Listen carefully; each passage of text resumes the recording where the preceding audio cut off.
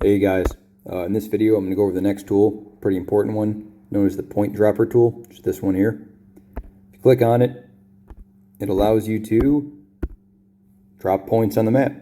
Pretty important stuff. If you click where it says markers here, this shows you the different type of the icon palettes that are available. Markers is the default one, and that's like military style, green rectangles and red diamonds. To say, like, there's a bad guy here in Durham, I can drop that guy. Or if there's a friendly element in Canadian, interesting, I can drop friendlies there. Pretty straightforward. Different palettes we have. Here are a few examples. Different color dots.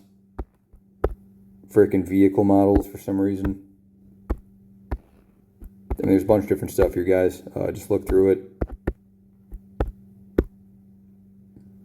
Icons for days. Cool. Once you've actually dropped the icon, if I click on any of these icons, it brings up a whiz wheel for that icon. To the 6 o'clock, you'll always have the trash can. So if you want, you can delete that icon. When clicking on an icon to approximately the 5 o'clock, you have what I call the detail pane. If you click on that, it brings up all the information for this icon. The first thing here you can change for it is the name of it. We'll call it Good Guy 1. Cool. Now if I zoom in,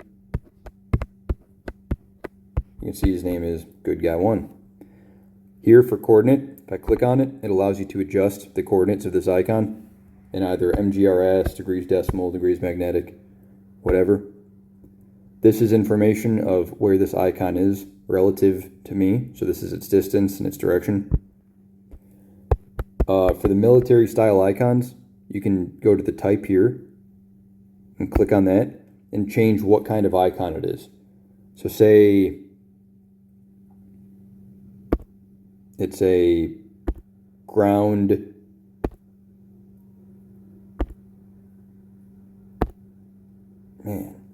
it's a light tracked vehicle. So now that is the icon for a light tracked vehicle. You can tell by the way it is. It says who made it. I made it. For remarks here, you can add additional information. Or it's a tank, I don't know. And now that belongs to the icon.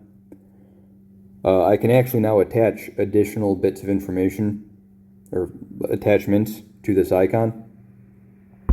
If you click here, attachments, and now I can add pictures. Like say I took a picture of this thing, whatever I'm trying to make an icon for, I can add a picture of it.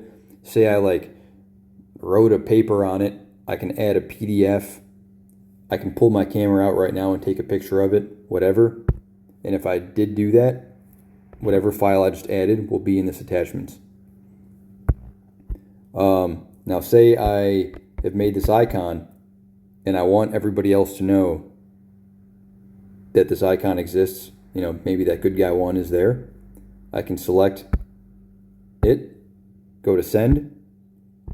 I'm going to decide who to send this icon to. I'll send it to Buddy.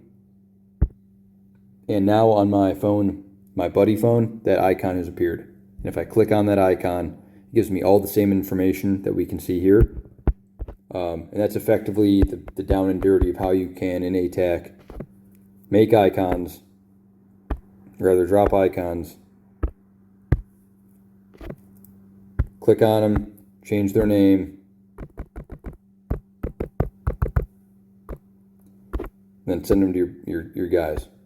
And effectively build out complex but intuitive maps.